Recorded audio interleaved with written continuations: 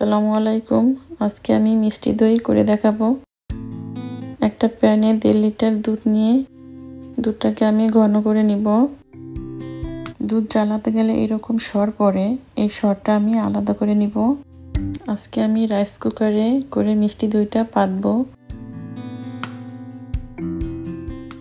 আমার দুধটা ঘন হতে থাক, আমি রাইস কুকারটা রেডি করে নিব। একটা স্ট্যান্ড বসিয়ে দিব এবং একটা তাওয়াল দিয়ে দিব, ঢাকনা দিয়ে ঢেকে দিব এবং কুকারের সুইচটা আমি অন করে দিব। আমার দুধটা ঘন হয়ে গেছে। এই সরটা আমি দুধ থেকে তুলে নিয়েছি। আমি আপনাদের পরে দেখিয়ে দিব এটা দিয়ে কি করব। ক্যারামেল করে নিব কালারের জন্য।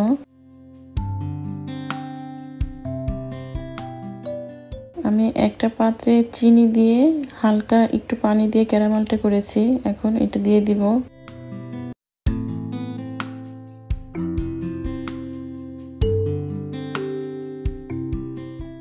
আমি এখনো চিনি দেইনি, ক্যারামেলটা দিয়ে চেক করব কতটুকু চিনি আমার দরকার।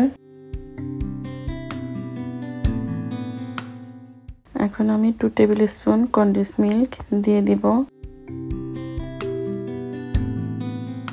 আপনি যদি মিষ্টি দই দিয়ে দইটা পাতেন তাহলে যেই পরিমাণ মিষ্টি খেতে পছন্দ করেন ওই পরিমাণ দিলেই হবে, আর যদি টক দই দিয়ে পাতেন তাহলে মিষ্টির পরিমাণ একটু বাড়িয়ে দিতে হবে।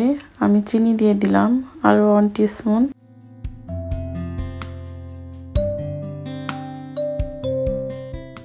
চিনি দেওয়ার পরে দুধটাকে আরো 5 মিনিট জাল করে নিতে হবে, কারণ চিনি থেকে পানি বের হয়।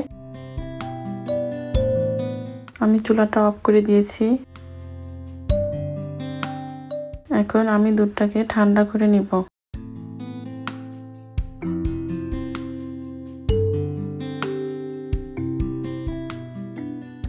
এভাবে আঙ্গুল দিয়ে চেক করে দেখবেন, হাতটা যদি চুবিয়ে রাখতে পারেন তাহলে বুঝবেন ঠিক আছে।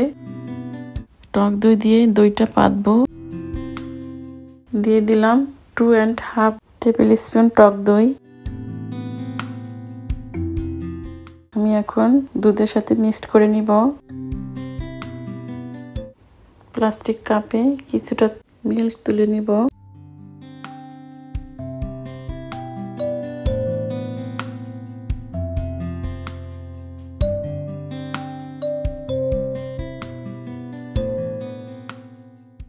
আগে থেকে যে শটা তুলে রেখেছিলাম এখন সেই শটা দিয়ে দিব।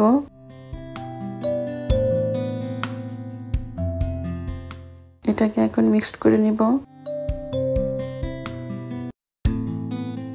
এখন আমি একটা কাচের বাটিতে দইটা বসাবো।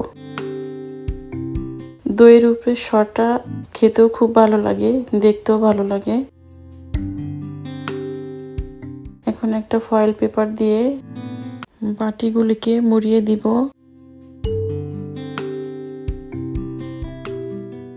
খুব ভালোভাবে মুড়িয়ে নিতে হবে যেন বাহির থেকে বাতাস প্রবেশ না করতে পারে।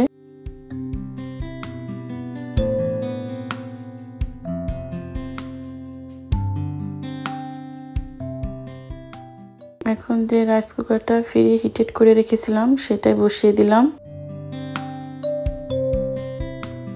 উপরে একটা কাপড় দিয়ে ভালো মতো কভার করে দিব।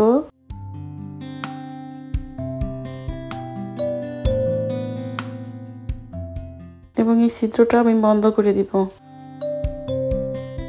এবং চুলার এখন আমি কুকে দিয়ে রাখবো, যেহেতু এটার ভিতরে পানি নেই অটোমেটিক এটা বন্ধ হয়ে যাবে। এভাবে 3 বার করতে হবে। প্রতি 1 ঘন্টায় একবার করে সুইচ অন করে দিতে হবে। আরো 3 ঘন্টা আমি ওভেনে দিয়ে রাখবো। আমার দই হতে টোটাল 6 ঘন্টা সময় লেগেছে। এখন আমি দেখিয়ে দিচ্ছি আমার দইটা রেডি। আমি আবারও বলে দিচ্ছি, প্রথম 3 ঘন্টা একবার করে কুকে দিতে হবে এবং লাস্ট 3 ঘন্টা শুধু ওভেনেই থাকবে। মোট 6 ঘন্টা লাগবে।